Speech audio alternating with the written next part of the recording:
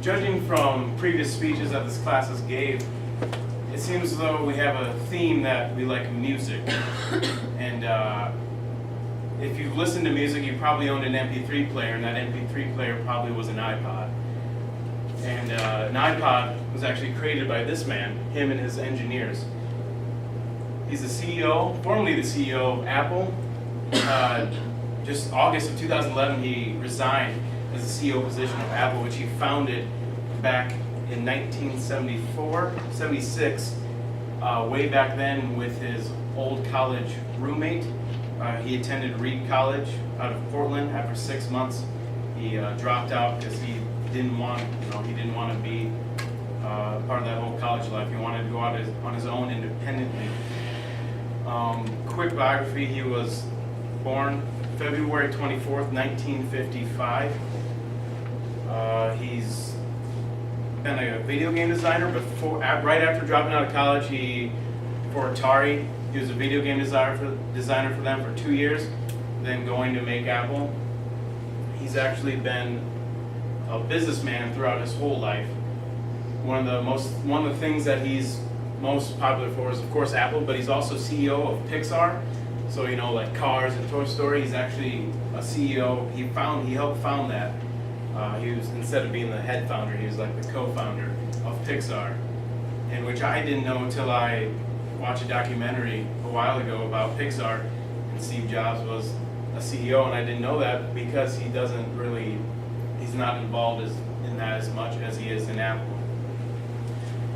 The way he influenced my life to a certain point is that with his computers, there's one sitting right there, back in 8th grade year, I was just totally PC. Well, that's all I would use. I just use a PC. Then finally my brother got an Apple. I was like, what's this? What is going on? And then I played around with it, and the interface, I liked it so much. All the things that you could do with it, just how it looked when it sat in front of me, I was amazed by it. And then I finally got into like the physical, how to build them, and then like the actual software stuff to do with that.